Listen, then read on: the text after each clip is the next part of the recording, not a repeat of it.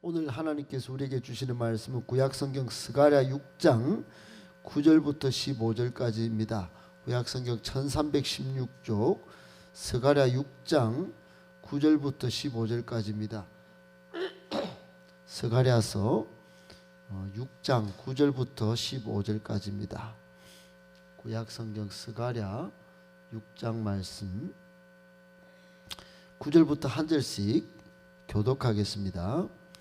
여호와의 말씀이 내게 임하여 이르시되 사로잡힌 자 가운데 바벨론에서부터 돌아온 헬데와 도비야와 여다야가 스바냐의 아들 요시야의 집에 들어갔나니 너는 이날에 그 집에 들어가서 그들에게서 받되 은과 금을 받아 멸류관을 만들어 요사닥의 아들 대제사장 요수아의 머리에 씌우고 말하기를 만군의 여호와께서 이같이 말씀하시되 보라 싹이라 이름하는 사람이 자기 곳에서 돋아나서 여호와의 전을 건축하리라. 그가 여호와의 전을 건축하고 영광도 얻고 그 자리에 앉아서 다스릴 것이요 또 제사장이 자기 자리에 있으리니 이 둘 사이에 평화의 언원이 있으리라 하셨다 하고 그 멸류관은 헬렘과 도비야와 여다야와 스바냐의 아들 헨을 기념하기 위하여 여호와의 전 안에 두라 하시니라. 15절 같이 읽겠습니다. 먼데 사람들이 와서 여호와의 전을 건축하리니 만군의 여호와께서 나를 너희에게 보내신 줄을 너희가 알리라. 너희가 만일 너희 하나님 여호와의 말씀을 들을진대 이같이 되리라. 아멘.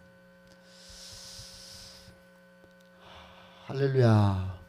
하나님께서 하나님 말씀 앞에 또 기도로 하나님 앞에 나아가는 여러분을 기억하시고 은혜 주시고 또 복도 주시고 여러분 영육간에 강건케 하시고 또 삶의 형통의 복도 주시기를 예수님의 이름으로 축복합니다.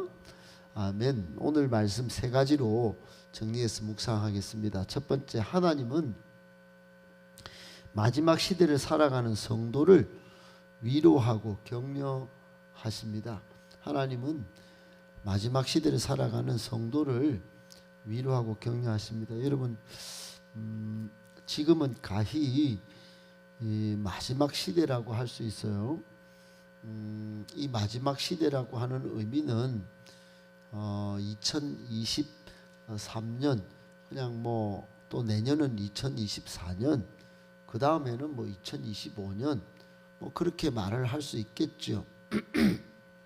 우리나라야 출산율이 좀 적어서 그렇지만은 지금 아프리카에 또는 다른 아이들이 많이 태어나는 곳에는 그런 아이들에게는 뭐 새로운 한 해 또 새로운 한 해 또 뭐 발전하는 나라들은 내년에 더 미래가 있지 또 우리나라에 더 미래가 있지 그러고 막 희망을 삼을 거예요.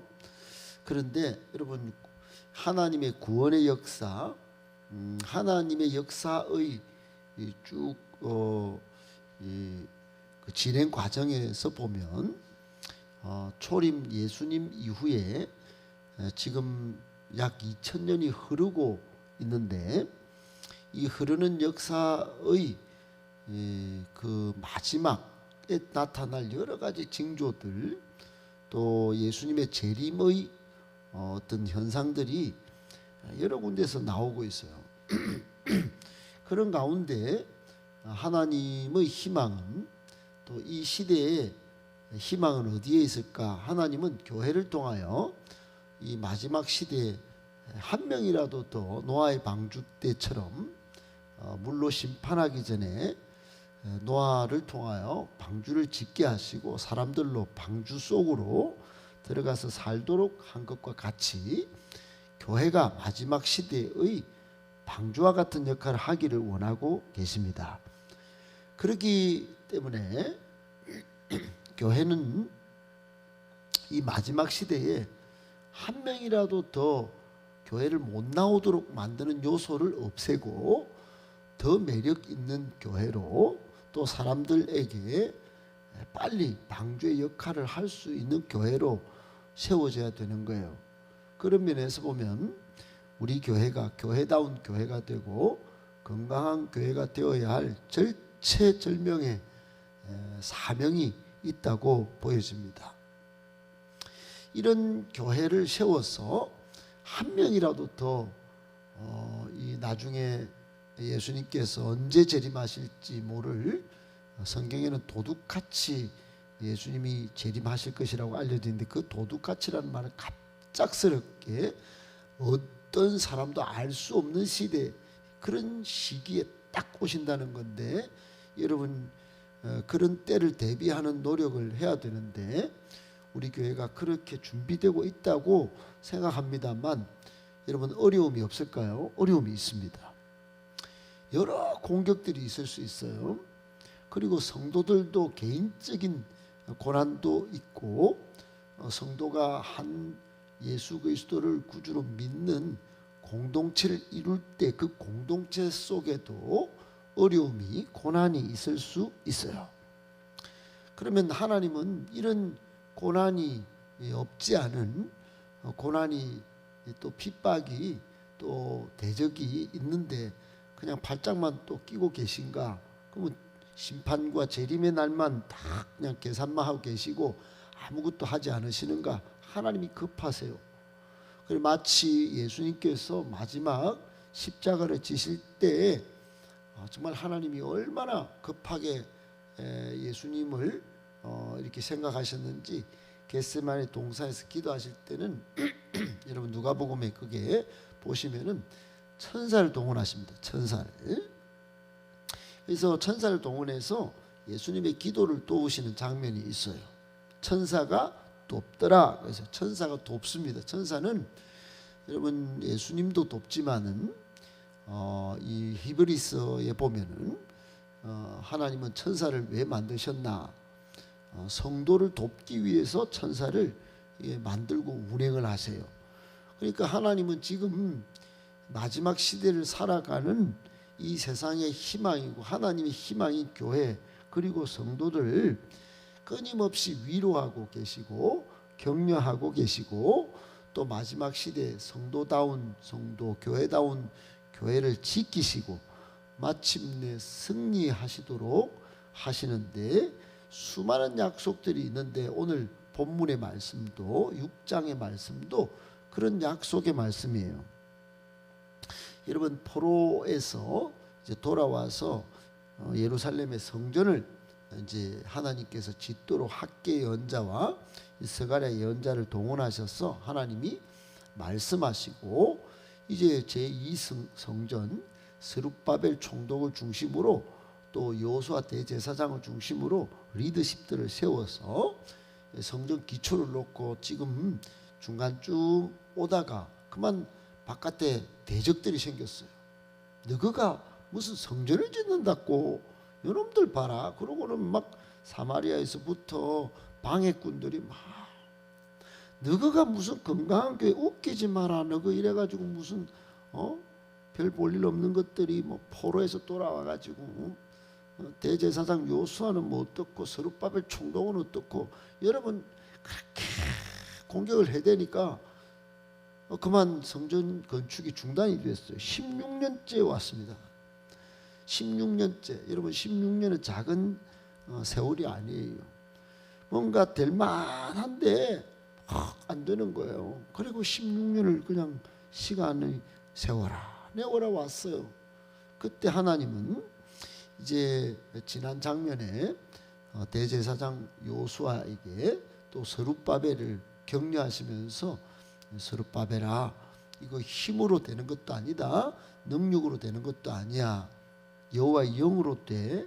그러면서 성령의 능력을 의지하여 이 사업을 이 성전 건축을 완수하도록 사장에 축복하시고 6장 1절부터 여러분 8절까지는 이제 병거를 네 병거를 보내셨어. 그리고 이 네 병거를 왜 보냈냐? 여덟 번째 이제 환상을 스가랴가 본 건데, 주님, 이 병거는 뭡니까? 그 대적하는 놈들 때려 부수려고, 멸망시키려고 내가 이 성도를 공격하는, 내 백성을 공격하고 이 성전을 못 짓게 만드는 이 이방인의 공격을 내가 때려잡고 심판하기 위해서 이 네 병거를 보냈지. 그리고 환상을 보여주신 거예요. 여러분, 얼마나 위로가 됐겠어요. 스가랴가 딱 볼 때 이건 하나님이 하시는구나. 이 일을 방해하는 이 방해꾼들은 하나님이 완전히 심판하시려고 작정하셨구나, 그렇게 생각하지 않겠어요? 마찬가지입니다.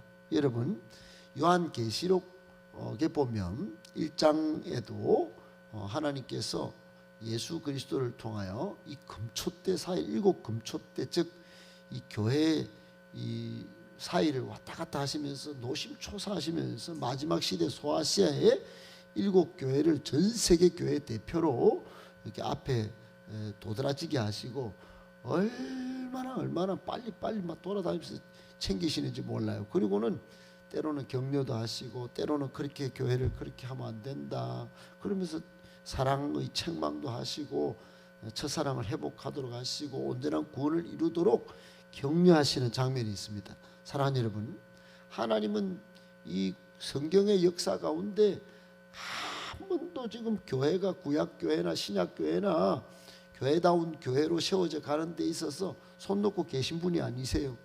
계속해서 위로하시고 격려하시고, 거기서 일하는 리더십들의 그 노고를 기억하시고 낭망하지 않도록, 포기하지 않도록 계속해서 말씀을 주시고, 예언자도 보내주시고, 또는 대적들을 심판하시고, 그렇게 일하여 오고 계십니다. 사랑하는 여러분, 하나님의 계획은 반드시 성취될 텐데, 이 교회를 통하여 이루어질 이 위대한 구원의 역사를 여러분 꼭 여러분도 이런 장면들을 보시고, 지금도 하나님이 성령으로 기름 부으셔서 위로하시고 격려하시고, 여러분을 공격하고 또 교회를 공격하는 모든 대적들을 심판하실 것을 여러분 꼭 미리 믿음으로 바라보고, 날마다 소망 가운데 하나님의 교회를 잘 세워가는 저와 여러분 되시기를 예수님의 이름으로 축복합니다.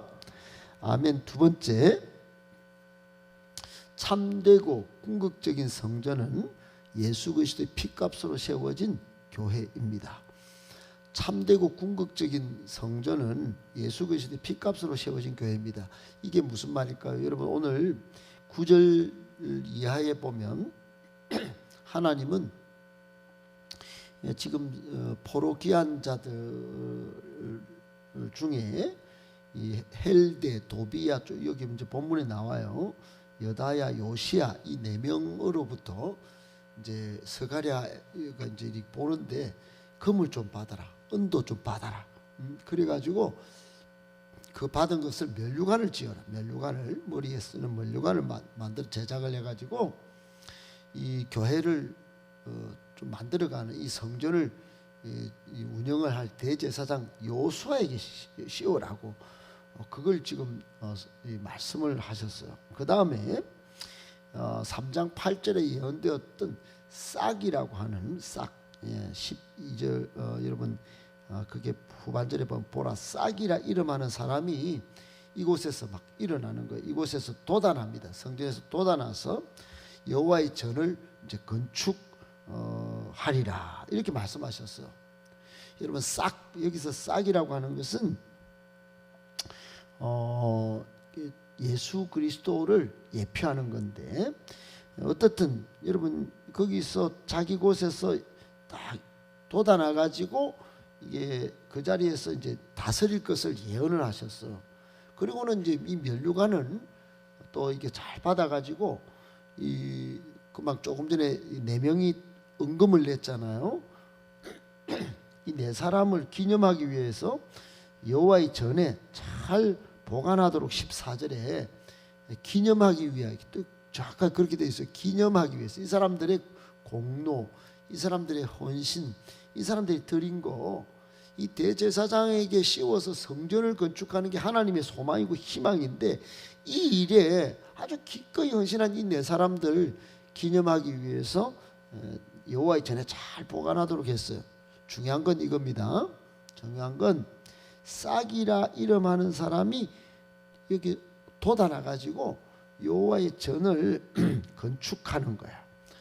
여러분 여기 9절 이하에 하나님은 이 보여준 이 대제사장을 나중에 영원한 우리의 대제사장 되신 예수 그리스도를 예표하는 것으로 하시고, 또 성전을 싹이라고 하는 이 싹이 돋아나서 여호와의 전을 건축하는 것도 마침내 궁극적인 메시아가 하나님의 성전을 건축해서 많은 사람들로 하여금 하나님과 화목하도록 하는 것의 성전의 원형으로 예표하여 말씀하셨습니다. 사랑하는 여러분, 그렇다면 두 번째 오늘 말씀의 결론은 이 스가랴의 말씀은 장차 궁극적이고 영원한 성전인 예수 그리스도의 피값으로 세워지는 장면을 미리 지금 보여주시는 것이다, 상징하는 것이다, 이렇게 볼 수 있는 것이에요. 사랑하는 여러분, 교회의 영광을, 앞으로 교회의 영광을, 여러분 나타날 영광을 기억하셔야 됩니다. 예수님은 자신의 피값으로 이 교회를 세우시고 많은 사람들 하나님과 화목하도록 길을 여셨어요. 그리고 그 성전을 통하여 정말 하나님 앞에 길을 트시고 나중에 마침내 새 예루살렘에서 하나님을 만인이 뜨겁게 예배하는 그런 길도 여셨는데, 여러분 그 영광스럽고 그 위대한 일들을 이루어 놓은 것을 여러분 우리가 지금 미리 믿음으로 보고 가는 거예요. 미리 지금요.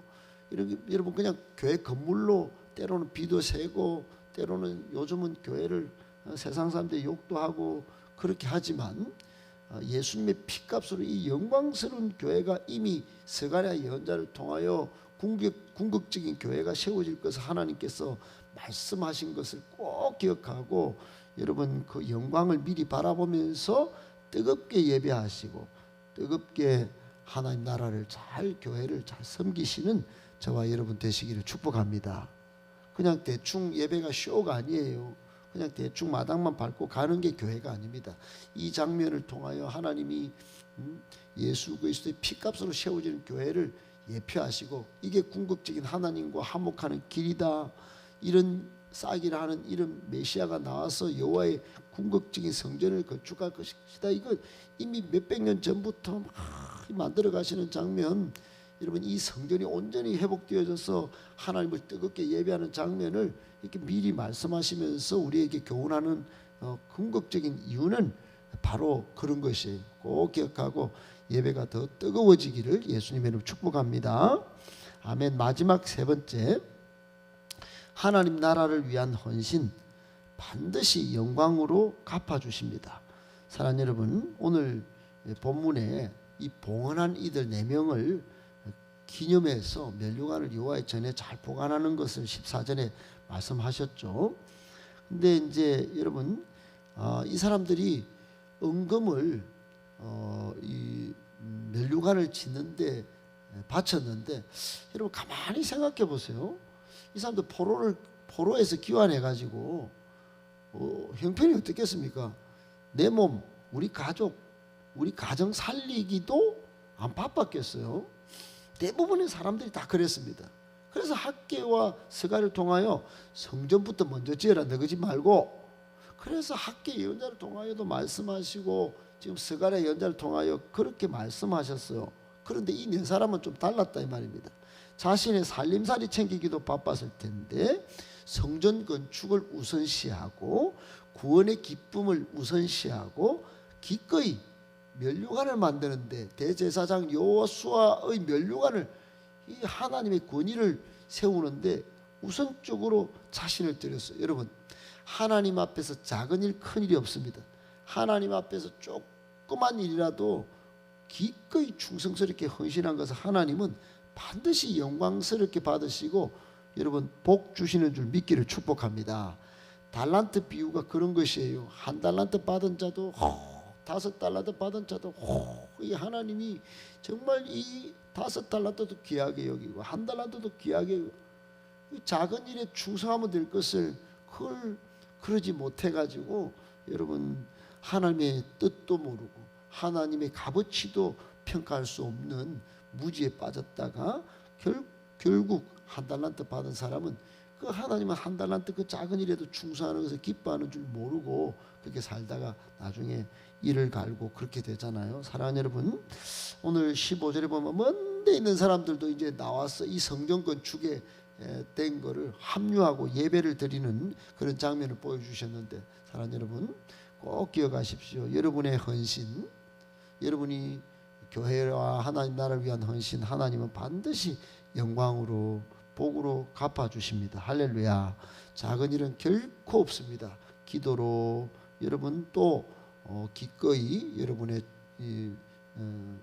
또 힘과 또 여러 모양으로 하나님 나라를 섬길 때 하나님이 반드시 여러분에게 대가 지불한 그것을 더 많은 것들로 갚아주시기를 예수님의 이름으로 축복합니다.